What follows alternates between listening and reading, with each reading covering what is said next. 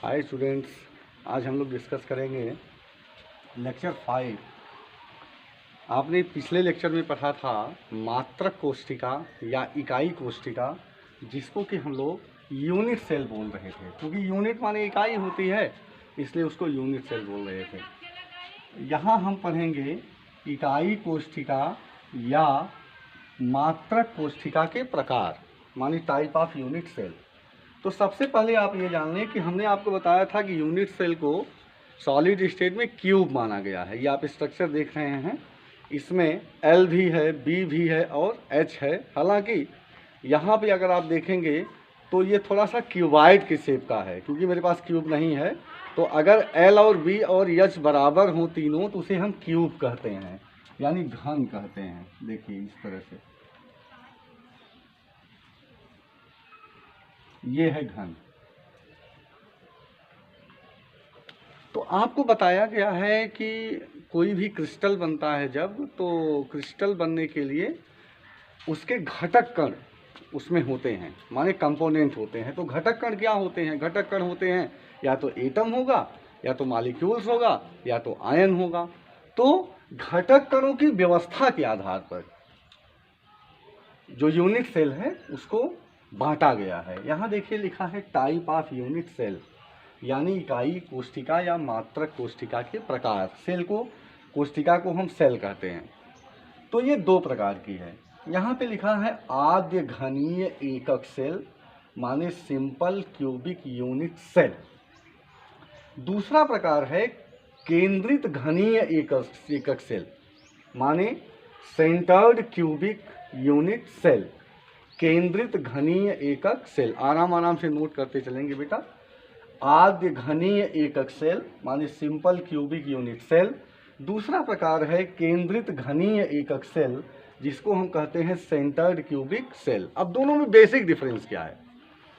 अगर component particles यानी atoms cube के कॉर्नर्स पे लगे हों, 1 2 3 4 5 6 7 8, अगर वहां, यहां आप देखिए 1 2 3 4 5 6 7 8, आप देखेंगे तो यूनिट सेल के 4 टाइप्स बताए गए हैं बहुत सारे बुक्स में, लेकिन जो क्लियर कॉन्सेप्ट है वो यही है।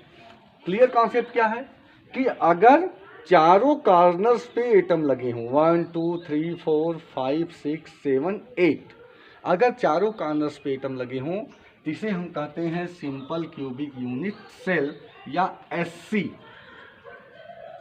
Simple cubic. अब दूसरा प्रकार क्या है? यहाँ पे लिखा है केंद्रित घनीय एकक सेल, माने सेंटर्ड क्यूबिक यूनिट सेल। इसमें क्या होता है कि 8 कॉर्नर्स पे एटम लगे हों, लेकिन इसके फेस पर, माने फलक पर या बॉडी पर अगर कोई एटम लगा हो 8 के अतिरिक्त, तो उसे हम कहते हैं केंद्रित घनीय एकक सेल। माने दो प्रकार की सेल हुई, एक हुई सिंपल क्यूबिक और दूसरी हुई केंद्रित घनीय एकक सेल। अब इसके 3 टाइप हैं। केंद्रित घनीय एकक सेल के कितने टाइप हैं बेटा? 3 टाइप हैं। कौन कौन से हैं देखिए। ए, काय केंद्रित घनीय एकक cell, body centred cubic unit cell, यानी BCC। आपको बहुत सारा यूज इसका आने वाला है, ध्यान दें आप। तो BCC में होता क्या है? 8 एटम 8 कॉर्नर्स पे, 1 2 3 4 5 6 7 8, और एक एटम बॉडी पे यहां बीच में, ये देखिए। तो 8 तो लगे हों, लेकिन 8 के अलावा एक एटम कहाँ लगा हो? पूरी की पूरी बॉडी के सेंटर्ड में लगा हो। इसे हम कहते हैं body centred cubic unit cell, यानी BCC। क्लियर हो गया? फिर से समझ लें कि 8 एटम तो लगे हों, लेकिन 8 एटम के अलावा एक एटम कहाँ लगा हो? इसकी बॉडी पे, यहाँ पे लगा हो। यहाँ देखिए इस तरह से, इसको हम कहते हैं, इसके बीच में दोनों के यहाँ पे, इसको हम कहते हैं BCC, यानी बॉडी सेंटर्ड यूनिट सेल। अब दूसरा देखिए, काय केंद्रित घनीय एकक सेल का पार्ट। इसको हम कहते हैं फलक केंद्रित घनीय एकक सेल, यानी face centred cubic unit cell, यानी FCC। 8 एटम लगा दीजिए, 1 2 3 4 5 6 7 8, 8 एटम। और 8 एटम के अलावा 6 एटम फेसेज पे, 1 2 3 4 5 6। मैंने आपको बताया था कल फलक क्या है, फेस क्या है। किसी यूनिट सेल की सबसे समतल सतह, ये 1 2 3 4 5 6। तो इसमें एक एक एटम लगे, हम लगा दें 1 2 3 4 5 6। यहाँ पे आप देखें कि यहाँ पे दो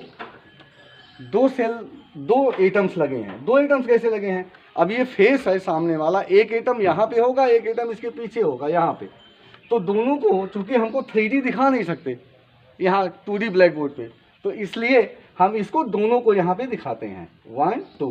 तो 1 2 3 4 5 6, इसको हम कहते हैं फेस सेंटर्ड क्यूबिक सिस्टम। या देखिए लिखा है फेस सेंटर्ड, फलक केंद्रित घनीय एकक सेल, यानी फेस सेंसर, इसको FCC बोलते हैं। तो ये हो गया आपका BCC, ये हो गया FCC। ये चौथा देखिए, ये है अंत केंद्रित, यानी इंड सेंटर्ड क्यूबिक सेल।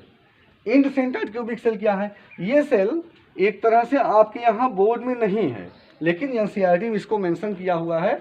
आप JEE मेंस वगैरह, एडवांस वगैरह में अगर जाएंगे, नीट के लिए जाएंगे, तो वहाँ पे ये यूनिट सेल मिलेगी।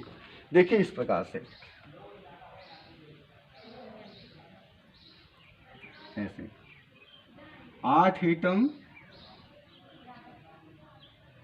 8 एटम 8 कार्नर्स पे लगे हों, 8 एटम 8 कार्नर्स पे लगे हों, और 2 एटम किन्हीं 2 फेसेस पे लगे हों। इधर इधर भी हो सकता है, इधर इधर भी हो सकता है, और इधर इधर भी, किन्हीं 2 फेसेस पे लगे हों। इनको हम कहते हैं end centred cubic unit cell. तो कुल मिला के हमारे पास यूनिट सेल कितनी हो गई बेटा? 4 प्रकार की हो गई। कौन कौन सी हो गई?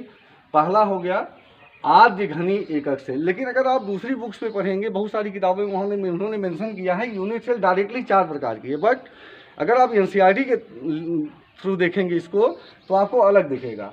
आद्य घनी एकक सेल जिसपे एटम चारों कार्नर्स पे हों, और केंद्रित घनी एकक सेल जिसमें एटम्स 8 कार्नर्स की बजाय कहाँ पे लगे हों? इसकी बॉडी पर भी लगे हों।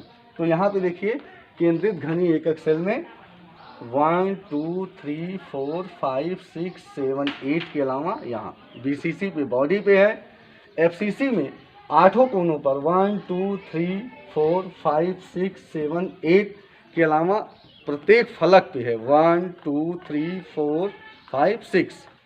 यहाँ पे अगर आप इंड सेंटर में आएंगे, हालांकि आपके सिलेबस में रिकमेंडेड नहीं है, लेकिन आपको थोड़ा सा जान लेना है JEE मेंस और एडवांस के लिए, तो यहाँ पर किसी भी दोनों फलकों को आप मिला दें, इधर से इधर कर देंगे, तो दोनों के सेंटर पे।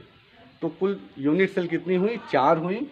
Simple cubic, body centred, face centred और इंड सेंटर्ड। तो ये आप स्क्रीनशॉट इसका ले लेंगे, अच्छे से नोट कर लेंगे, फिर इसके आगे आपको बताया जाएगा। और कोई भी डाउट हो, कोई भी कन्फ्यूजन हो, तो आप हमसे बात कर सकते हैं। लाइक करें, कमेंट करें, और हमेशा जानकारी प्राप्त करने के लिए बेल आइकन को प्रेस करें। ठीक है, थैंक यू। आप स्क्रीनशॉट ले लीजिए एक बार, मैं रुका हूँ अभी।